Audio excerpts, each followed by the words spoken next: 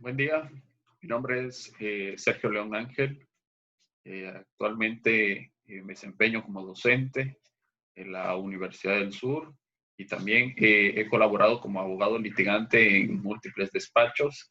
Quiero presentarme y darles un poquito del historial que he tenido como formación y asimismo en mi vida profesional.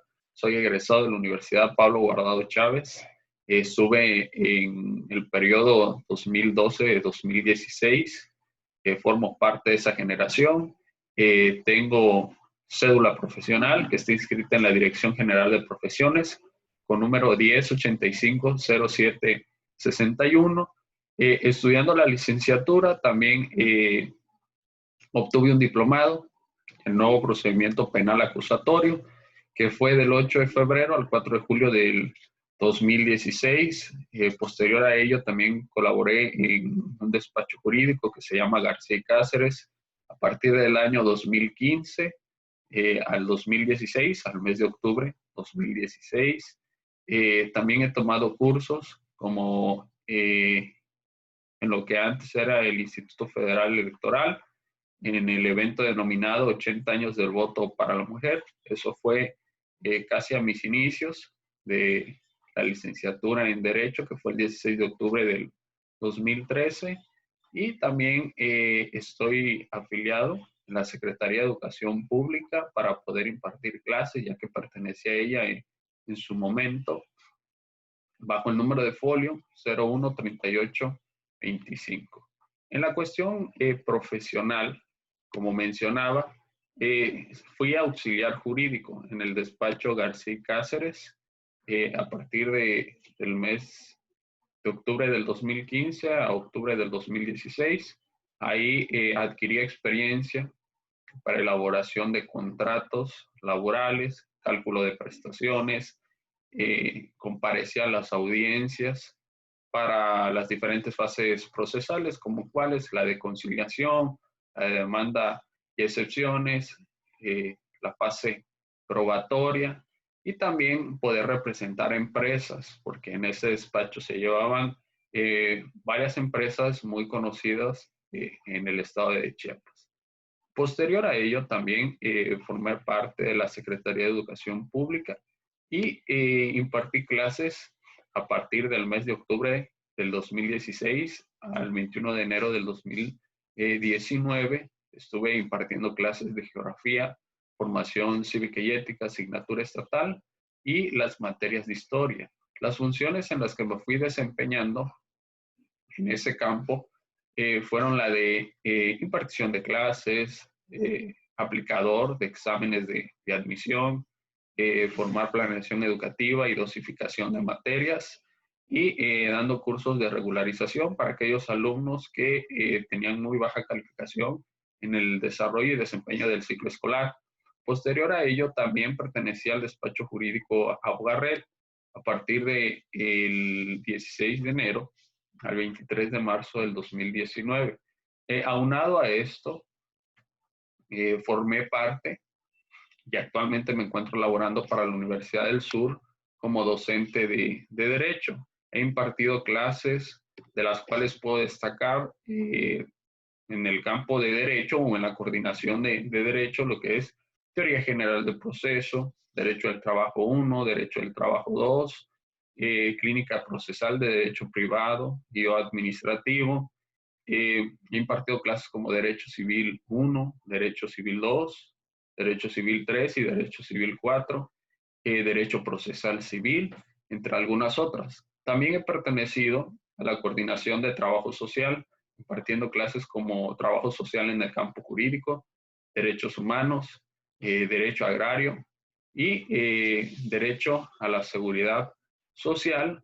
Y también cabe destacar que soy abogado titular de un despacho junto con otros socios denominado Una Mano Amiga, en la cual llevamos diversos asuntos ante los tribunales del Fuero Común y del Fuero Federal, en las cuales las materias que nosotros llevamos es materia laboral, materia civil, materia mercantil, materia penal. Así que actualmente les puedo comentar que soy abogado postulante o conocido en el argot jurídico como abogado litigante, aquel que lleva detalles, lleva problemas, lleva juicios, lleva contiendas ante los juzgados, y me encuentro también actualmente colaborando con la Universidad del Sur como asesor jurídico y como docente. Después de darles esta presentación de mi currículum y de mi historial académico, quiero empezar con la clase. La clase a la que nosotros nos compete hablar el día de hoy es práctica forense de derecho privado. Esta es la materia a la que nos toca hablar el día de hoy, y específicamente de la profesión del abogado en México. Antes de poder continuar y de dar la explicación del tema y poner en contexto múltiples cuestiones que son muy interesantes, déjenme decirles que en el campo del abogado nos podemos desempeñar en una variedad de cuestiones o de trabajo, de actividades. Hay muchos que se dedican a dar la asesoría jurídica, muchos quieren ser defensores de personas imputadas en un procedimiento penal, algunos otros quieren ser abogados patronos, gestores judiciales, mandatarios judiciales, quieren ser, en su dado caso, ministerio público. Hablando del derecho privado, entramos al Ministerio Público de lo Familiar, que ve controversias del orden familiar y del orden civil, y en su dado caso mercantil, si nosotros promovemos un incidente criminal en la audiencia ejecutivo mercantil o ordinario mercantil, dependiendo la vía en la que nosotros nos estemos desempeñando o nosotros demandemos. Anteriormente quiero tocar un poco de historia. No era necesario que en algunas materias contáramos con cédula profesional o que nosotros fuésemos profesionistas egresados, con título de licenciado en Derecho. Solamente bastaba que fuera una persona conocedora de la ley y, en su dado caso, persona de confianza, como antes lo era en el derecho laboral o en el procedimiento laboral. La norma ha sido cambiante en la cuestión profesional, y eso nos ha dado la facilidad de cada uno de nosotros podernos especializar. Me voy a meter un poquito en la materia penal. Por ejemplo, ahora es necesario poder acreditar que tú conoces del nuevo procedimiento penal acusatorio. Si tú no acreditas, el juez de control o el juez de audiencia de juicio oral te puede pedir que declines la potestad o la facultad que te han dado como abogado. Así que hay que estar muy pendiente en ese sentido, poder especializarnos día a día para poder llevar algún asunto ante los tribunales. Aquí les voy a presentar, voy a compartir mi pantalla, los criterios de evaluación que tengo contemplados o considerados para esta materia. Las actividades que manejo en la cuestión de plataforma es el 25%. ¿Qué actividades se pueden desarrollar en la plataforma? Puede que haya un mapa conceptual, un ensayo, un cuadro sinóptico. Puede que ahí encuentren un foro de participación donde se les puede dejar un video, se les puede dejar una página de libro, página de antología, y ahí poder desarrollar sus comentarios, sus actividades conforme a la explicación, no solamente de la clase, sino también con la explicación que viene en la actividad del curso. ¿Qué más? En la cuestión presencial manejo el 25% para las actividades de clase y participación. Como es materia práctica, regularmente me gusta dejar escritos de demanda, escritos de contestación de demanda, algún oficio de apercibimiento, algún acuerdo en el que ustedes pueden realizar. No sabemos si el día de mañana van a ser funcionarios públicos y van a fungir como secretario proyectista, secretario de acuerdo, y esto les va a servir bastante. Les muestro formatos los cuales el secretario proyectista elabora y son ratificados por el juez para que estos puedan ser publicados. Así que la participación y las actividades en clases son muy tomadas en cuenta y le tomo una ponderación de un 25%. También tenemos proyectos. El proyecto para mí es algo muy importante y más si va enfocado a la cuestión jurídica, atendiendo al área de derecho. ¿Por qué? Porque el alumno va a desarrollar algo que le pueda servir en su vida profesional. Puede ser que el proyecto de algunos de los que he manejado en la licenciatura en Derecho es poder conocer el Poder Judicial del Estado de Chiapas. Muchos de nosotros tenemos este detalle que a veces redactamos un escrito, redactamos un oficio, una demanda, una contestación, queremos hacer una denuncia, queremos hacer una querella, pero no sabemos a qué institución dirigirnos. Y es ahí un grave problema que tenemos como abogados, y más del tema que nos toca hablar el día de hoy. En sí que los proyectos en lo personal me gusta que sean prácticos. Hay un criterio actual del cual aprendí en el último curso que tomé de la nueva escuela mexicana, eh, impartida por la UCICAM, que ahora la educación tiene que estar basada en proyectos, el famoso ABP, aprendizaje basado en proyectos. ¿En qué consiste todo esto? Que el alumno pueda desarrollar un proyecto no solamente educativo, sino un proyecto de vida y que éste lo lleve a cabo y en su futuro le pueda rendir frutos en su vida profesional. Y la evaluación, que es un 25%, que regularmente es escrito, lo cargo en la plataforma, en el caso de ser en línea, para que tengan un tiempo estimado y puedan contestar a la evaluación, o en su dado caso, si es presencial, lo hago de manera oral o también por escrito. Y esto nos da un total, con los criterios multifactoriales, de un 100%. Y bueno, como antes mencionaba, esta materia es parte de la licenciatura en Derecho. Práctica forense procesal de derecho privado. Cuando hablamos de la práctica forense, es la elaboración de documentos del derecho privado o algunas prácticas de campo. Sé que muchos de nosotros se nos complica la redacción. Cuando uno es estudiante de derecho, decimos, ¿cómo tengo que elaborar una solicitud? Es algo tan sencillo que nosotros debemos de dominar. Nosotros estamos hechos para poder pedir. En eso consiste el ser abogado. Aquel que pide por otro. Es una definición que podemos encontrar con solamente googlear. Y con esa definición nos vamos a quedar. El abogado es aquel que pide por otro, aboga, en pocas palabras. Y dentro de esta práctica forense vamos a ver cómo resuelve el juez cuando nosotros en una demanda nos señalamos como abogados patronos, como procurador, como representante legal, como mandatario judicial, entre otras cuestiones, o apoderado legal, si hablamos de la materia laboral. Pero nos vamos a enfocar al derecho privado y recordemos que parte del derecho privado forma parte del derecho civil. Y el derecho civil la podemos clasificar en sus diferentes vertientes, como cuáles. Aquellos asuntos que son puramente civiles, en este caso, un contrato. ¿Quién puede ser un procurador o un gestor en la celebración de un contrato? Si nos vamos a la materia familiar, ¿quién va a ser un representante legal? ¿Quién va a fungir como un abogado patrono? ¿Quién va a fungir como ese defensor de oficio? Y aquella que se desprende, que también es el derecho mercantil, que si es en la vía ejecutivo mercantil, pues conocerá un juzgado de lo civil.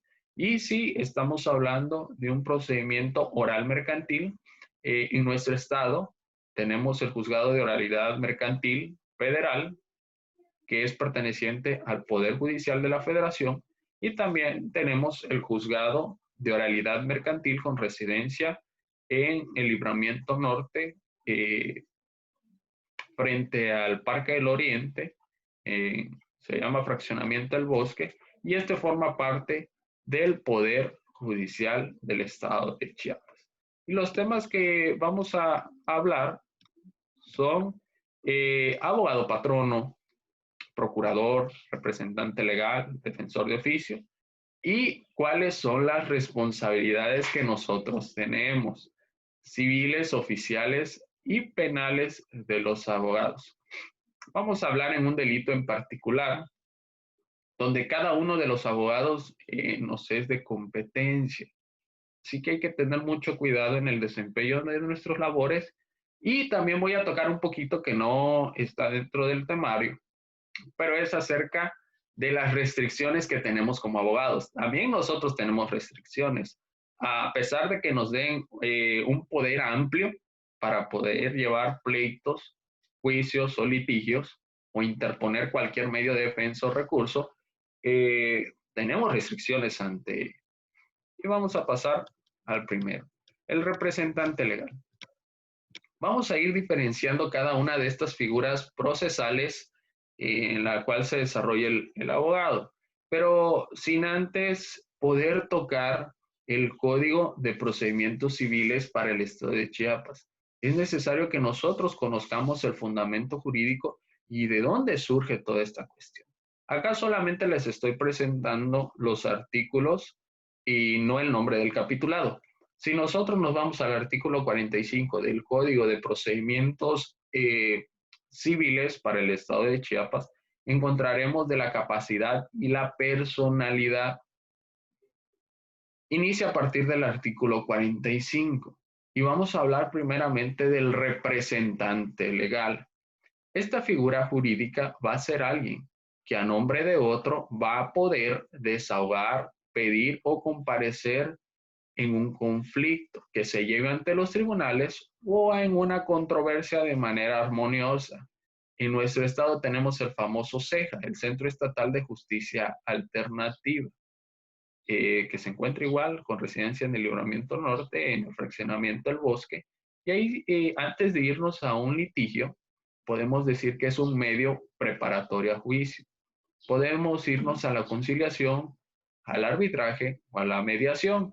Esos son los mecanismos que nos ofrece el Centro Estatal de Justicia Alternativa. Y con ello podemos ir con nuestro representante legal. Y vamos a hablar qué dice la norma en relación a esto para que podamos identificar cada una de las figuras, porque no va a haber quien diga, bueno, es lo mismo el abogado patrono, es lo mismo el representante legal, es lo mismo el gestor judicial, el mandatario, el procurador. Y déjeme decirle que no es así. Cada uno tiene su función, no solamente en la materia, sino también dentro de las facultades o el otorgamiento de facultades que le hace la persona a quien deba representar en un asunto. El 45 nos menciona, todo el que conforme a la ley esté en pleno ejercicio de sus derechos civiles puede comparecer en juicio. Eso es una norma general. Cualquiera puede comparecer. ¿Cuál es el elemento básico? Que esté en pleno ejercicio de sus derechos. Una persona que no sea menor de edad y que no parezca de sus facultades mentales, en su caso también de que éste sea mayor de edad. El 46 es ahí donde ya encontramos la representación y dice, por los que no se hallen en el caso del artículo anterior, por eso se los compartí, comparecen sus representantes legítimos o los que deban suplir su incapacidad conforme a derecho. Los ausentes e ignorados serán representados como se previene en el título 11, libro primero del Código Civil. Aquí es donde hablamos de la declaración de ausencia. Puede que una persona haya desaparecido y tiene cierto tiempo de que no se sabe nada de esta persona. Por lo tanto, el juez, por medio de una jurisdicción voluntaria, hay que hacer la declaración de ausencia para que con esta declaración de ausencia se pueda elegir o el juez pueda señalar a un representante legal. ¿Estamos de acuerdo? Por eso nos menciona ahí los ausentes ignorados. Menores de edad ya sabemos los legítimos representantes y en esta los primeros en derecho a los que van a ser representantes son los tutores o pueden ser padre o madre. ¿Estamos de acuerdo? Y también el 47 dice, los interesados y sus representantes legítimos podrán comparecer en juicio por sí o por medio de mandatario con poder bastante. El mandatario es una figura de contrato. Y aquí quiero dejarlo en claro para que no se me pierdan en la cuestión de definiciones. El mandato es un contrato que se celebra con una persona para que nos pueda representar en un juicio. ¿Estamos de acuerdo? Y en esta cuestión es donde surgen las figuras jurídicas como el abogado patrono, perdón, o como el procurador, o en dado caso un defensor de oficio si no se puede pagar a uno particular. Así que cuando veamos esta palabra en la norma que diga mandatario, es la celebración de ese contrato que se hace entre dos personas, donde alguien le otorga facultad para que lo represente en un litigio y el que otorga poder, se compromete a poder retribuir sus honorarios. ¿Sale? Entonces, vamos al siguiente punto, y es ahí donde surge el abogado patrono. Si se dan cuenta, hay seguimiento al Código de Procedimientos Civiles para el Estado de Chiapas. Ahí lo tengo abreviado, que es CPCCH. Y aquí es donde surge el famoso abogado patrono. Dice acá que los interesados y sus representantes legítimos podrán comparecer en juicio, por sí o por medio mandatario con poder bastante. Nos vuelve a reiterar, tiene que haber un mandato, un contrato de mandato, o solamente el señalamiento en una demanda para que sea análogo a dicho contrato que se ofrecen como abogados patronos. El abogado patrono, ¿qué facultades tiene? Él puede intervenir en el procedimiento, realizar cualquier acto necesario para salvaguardar los derechos de aquel que le autorizó ese poder. Pero aquí viene una cuestión clave. No podrá ser sustituido ni delegar dichas facultades en un tercero. Si a ti ya te dieron como mandatario judicial o en su dado caso abogado patrono, tú no puedes delegarlo a un tercero. ¿Qué es lo único que podemos hacer? Autorizar a una persona como abogado patrono para oír y recibir toda clase de notificaciones. Es la única facultad que podemos otorgar a una tercera persona. ¿Sale? Y dice al último, este 47, y es el más importante cuando uno comparece en materia civil o en materia familiar. ¿Estamos de acuerdo? Dice, la persona designada deberá acreditar encontrarse legalmente autorizado para ejercer la profesión de licenciado en Derecho. ¿Cómo acredito? Con mi cédula profesional. La cédula profesional es aquella otorgada por la Dirección General de Profesiones que te da licencia para poder ejercer, como ya se mencionó, tu profesión. Si eres licenciado en Derecho, no es lo mismo hacer un abogado, porque el abogado ya representa en un procedimiento o en un litigio, ¿sale? Entonces, con esa cédula profesional nosotros podemos comparecer a cualquier tipo de juicio. Y aquí tengo algunas demandas que hemos elaborado en el despacho. Por ejemplo, esta demanda viene la parte demandada, es la que nos tocó representar, y aquí dice de manera clara que el señor, ¿qué hace? Nos otorga la facultad de ser abogados patronos. Y todo esto con el fundamento del artículo 47, párrafo segundo del Código de Procedimientos Civiles para el Estado de Chiapas. Ustedes ya saben y conocen que los códigos procedimentales se les llama ley adjetiva civil. Y ahí es donde aparece el nombre de su servidor y el nombre de mi socio. ¿Cómo lo acreditamos? Como mencioné al principio de mi presentación como abogado, con la cédula profesional para ejercer. Y aquí es donde estipulamos nuestro documento probatorio donde somos profesionistas o profesionales en derecho. Establecemos el número de cédula y el otro punto que les mencioné. ¿Podemos autorizar a otra persona? Claro que sí. Ahí viene, autorizando para consultar o consulta del presente expediente y se pone aquellos que pueden ser pasantes en derecho o cualquier otro ciudadano que pueda apercibirse o apersonarse, es la palabra correcta, al presente asunto.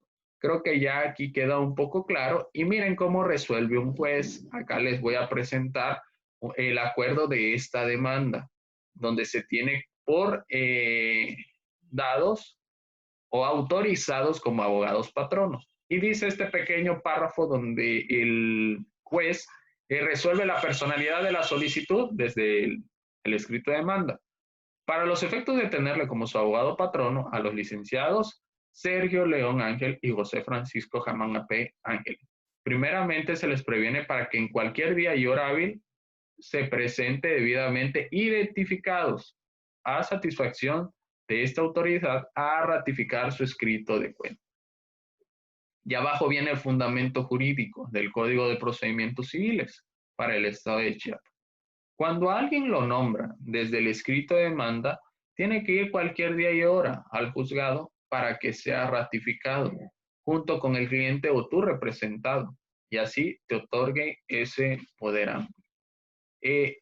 Sinceramente, el abogado patrono es alguien que solamente funge como representante, vaya, alguien que legítimamente te va a representar en un asunto y este tiene las facultades amplias que si te demandan, poder contestar una demanda, que si algún acuerdo te causa un agravio, poder interponer un medio de defensa, como la apelación, como la queja, o irnos al juicio de amparo. Y vamos con otra figura, y es similar al abogado patrono, pero este específicamente funge en una materia. ¿En qué materia? En materia mercantil o en algunas materias de deudas, porque estamos hablando de títulos de crédito y ustedes, como ya vieron en materia mercantil, si ya llevaron la materia, hay endosatario en procuración. ¿Qué quiere decir? Que yo endoso mi documento o mi título mercantil, mi título de crédito, sea cheque, pagaré, letra de cambio, a nombre de otro y este debe de procurar que se cumpla el pago de dicha deuda. Y podemos irnos a esta definición. El procurador es de vital importancia y reviste una enorme responsabilidad, ya que el procurador no solo realiza funciones de asesoría y consejo, así como el abogado patrono, y dice, entre otras muchas otras, sino que fungirá como si fuera la propia parte a la que representa. Y vamos a tocar esta parte del Código de Comercio. Esto es importante y quiero que tomen muy en cuenta lo que dice este artículo. Es permitido articular posiciones al procurador que tenga poder especial para absolverlas o en general con cláusulas para hacerlo. ¿De qué nos está hablando en 1214? De la prueba confesional. Aquí voy a entrar un poquito en materia procesal. La confesión no se puede delegar, ¿estamos de acuerdo? Es para hechos propios. Eso se ve en la materia de derecho procesal civil. Si es para hechos propios o de la persona a quien se le fue vulnerado del derecho o a alguien que se le está reclamando una prestación o una pretensión, entonces este es el que conoce y debe de absolver posición. Pero cuando nosotros damos en procuración un documento, por eso les digo, opera más en materia mercantil, este sí puede ir a absolver estas posiciones, porque él tiene que procurar por otro. De ahí viene esa palabra. No solamente conoce del derecho o puede dar una asesoría o un consejo técnico jurídico, sino también puede fungir como que fuese la persona agraviada o la persona que está reclamando el pago de una prestación. Y vamos a irnos un poquito al Código Civil de Procedimientos, perdón, para el Estado de Chiapas.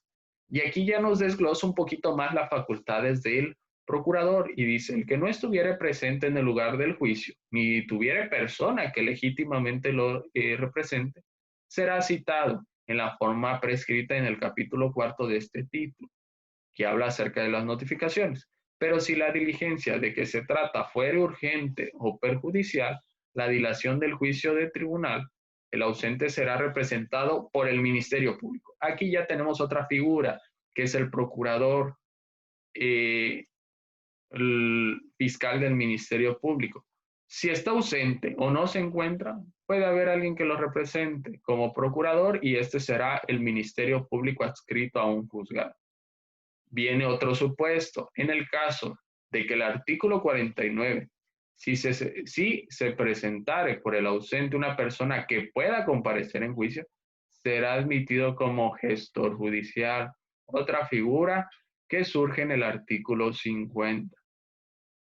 El famoso gestor judicial solamente va a gestionar o va a conocer de esa audiencia, no de todo el procedimiento, sino solo de esa audiencia. Por eso se le llama gestor judicial, alguien que esté encargado para algo específico. Entonces ya tenemos otras figuras del abogado. Tenemos un ministerio público que es otorgado por el Estado y en este específicamente es cuando se declara ausente, y el otro que dice que cuando la persona ausente comparece a juicio y en este caso tiene una representación, pues es admitido como gestor judicial solo para esa audiencia. Y dice acá el 51, la gestión judicial es admisible para representar al actor o al demandado. El gestor debe sujetarse a las disposiciones del artículo 1872 a 1885 del Código Civil y gozará de los derechos y facultades del procurador. Ojo aquí esta figura. Quiere decir que en materia plenamente civil, el procurador va a ser similar a la de un gestor judicial. Procurador, materia mercantil, gestor judicial, materia civil. Creo que haciendo estas diferencias y tocando la norma, va quedando clara la cuestión de las diferentes figuras. Y vamos por el último, o uno de los últimos, que es el famoso abogado de oficio. Esta la vamos a encontrar en 986, párrafo segundo de la misma legislación del Código de Procedimientos Civiles para el Estado de Chiapas. Y después de no encontrar un gestor judicial, vamos a decir este supuesto, se agotan todas las representaciones legales que podemos tener para un conflicto o un procedimiento. No tenemos abogado patrono, no tenemos procurador, no tenemos mandatario judicial, no tenemos gestor judicial, no entra el Ministerio Público en relación al conflicto. Una persona no puede quedar indefensa, debe contar con una asesoría técnica especializada, alguien que conozca de leyes, alguien que conozca de la norma. Y es ahí donde surge el abogado de oficio. Y lo reglamenta el 986 del Código de Procedimientos. Y nos dice de manera sencilla lo siguiente. En caso de que alguna de las partes no se encontrara debidamente asesorada, se le designará un defensor de oficio, el que deberá comparecer ante el tribunal al día siguiente en que se le haga saber el nombramiento, o aceptar y protestar el cargo, y a enterarse de la litis. En tal caso, se deferirá la audiencia por un término de 3 días. Cuando alguien no se encuentre representado y digamos que tampoco encontramos al abogado de oficio, este nos los otorga el Estado, no nos puede dejar de manera indefensa. Si debemos de comparecer representados por alguien en un asunto, el mismo Estado nos tiene que otorgar este abogado, el cual, a diferencia de los anteriores, no se le paga honorarios.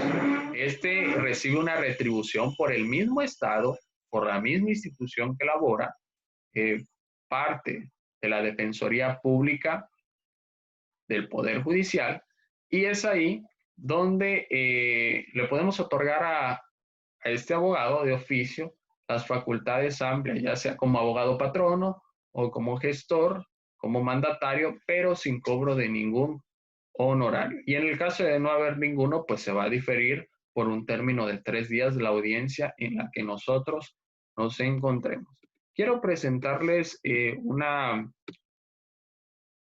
acuerdo en materia mercantil de lo que les mencionaba, del procurador. No lo menciona como tal cada que lo acuerda el juez, solamente nos menciona que si tiene por autorizados en términos del tercer párrafo del 1069, eso ya lo checamos, del Código de Comercio, a los licenciados Sergio León y José Francisco.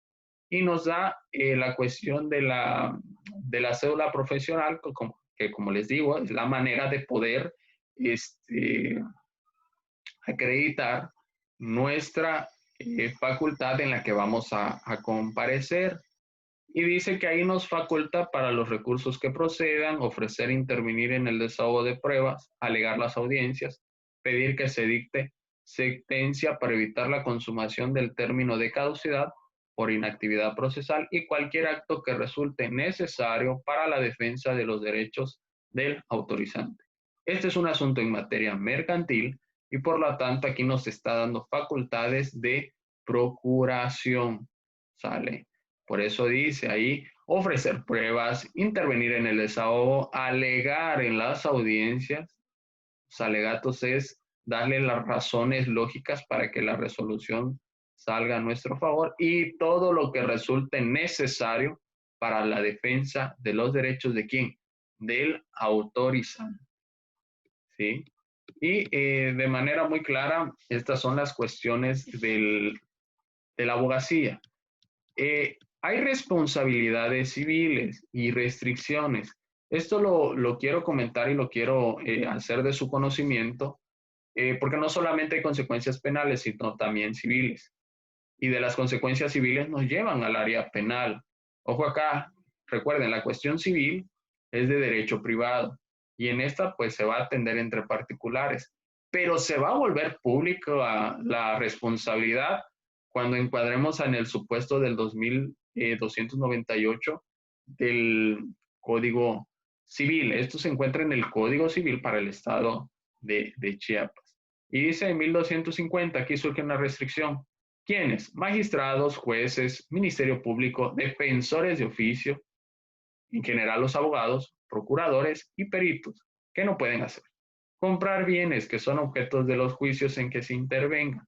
Tampoco podrán ser cesionarios de los derechos que se tengan sobre los citados bienes. Ejemplo, hay una compraventa y veo que el bien está muy barato y yo estoy representando a una de las partes. Ahí puede haber alevosía y ventaja y en su dado caso vicios del consentimiento, así se llamarían en la celebración de un contrato, porque hay una restricción para poder conocer de este asunto, toda vez que no puedo ser juez ni puedo ser parte. ¿Estamos de acuerdo? En cuestiones de compraventas, de deudas de carácter civiles o en su dado caso, ¿por qué no mercantiles? Pero miren el 2298, dice, no puede rematar por sí ni por interpósita persona, el juez, secretario y demás empleados del juzgado, el ejecutado, sus procuradores, los abogados y fiadores, los albaceas y tutores si se trata de bienes pertenecientes a la sucesión o a los incapacitados, respectivamente, ni los peritos que hayan valuado los bienes objeto del remate. Supongamos que yo represento a alguien en un juicio sucesorio y resulta que dentro de la masa hereditaria a mí me toca un bien. Es algo que no puedo hacer. Ahí se puede simular que hay alguna ventaja. Puede que yo, por ser su representado, ser mandatario, ser procurador, ser abogado patrono, puse algunas cuestiones a mi nombre o hago que alguien salga beneficiado para que después yo también sea beneficiado. No puedo ser juez ni parte, reitero. Ahora bien, este es importante. Dice, el procurador o abogado que revele parte contraria, los secretos de su poderante o cliente o le suministre documentos o datos que le perjudiquen, será responsable de todos los daños y perjuicios, quedando además sujeto a lo que para estos casos dispone el Código Penal. Clarísimo. Si tú revelas secretos, ¿qué crees? Tienes que reparar daños y perjuicios de la parte que tú llevabas. Su dado caso, nos vamos a remitir a lo que dispone el Código Penal. Y es aquí donde entra la parte interesante. Hay un delito contemplado como responsabilidad penal en la revelación de secretos. Y se encuentra en el 435. Dice, se aplicará sanción de 2 a 4 años, multa de 20 y 40 días de salario al que sin consentimiento de que pueda resultar perjudicado revele un secreto o comunicación reservada que haya conocido con motivo de su empleo, cargo o comisión, o se le haya confiado causando un perjuicio a alguien, a lo emplee en provecho propio o ajeno. Si tú revelas algún secreto de tu cliente cuando tú tienes una gestoría o eres abogado patrono o cualquier otra de las figuras que ya mencionamos, se te va a aplicar de 2 a 4 años. Y ojo acá, es muy dura la pena del 436 también, que se va a penar de 2 a 8 años con multa de 20 a 100 días de salario y suspensión de profesión o inhabilitación, o acá en su caso, cuando la revelación a que se refiere el artículo anterior sea hecha por persona que presta servicios profesionales o técnicos o por servidores públicos y el secreto revelado o publicado sea de carácter industrial o de carácter mercantil. Y pues bueno, con eso estamos terminando y estamos cerrando el tema en relación a la abogacía, las responsabilidades que tenemos como abogados, responsabilidades civiles o en su dado caso, responsabilidades penales. Miren cómo algo del derecho privado, como les mencioné, que es el derecho de familia, es el derecho mercantil y es el derecho puramente civil, nos vamos al derecho público, que es el derecho penal. Y el mismo código nos contempla que si en dado caso alguien revela secretos, no solamente estás obligado a reparar los daños y perjuicios que le causes a tu cliente, si eres abogado de oficio, si eres ministerio público, fungiendo como servidor del Estado, sino también, en su dado caso, vámonos o nos vamos a una responsabilidad penal y ya es cárcel, 2 a 6, de 2 a 8. Espero y haya sido entendida la clase. Espero y hayan adquirido un poco del conocimiento y de las cuestiones prácticas que me he topado en la vida diaria como abogado litigante. Y pues fue un gusto poder haber impartido esta clase. Mi nombre es Sergio y muchas gracias por la atención.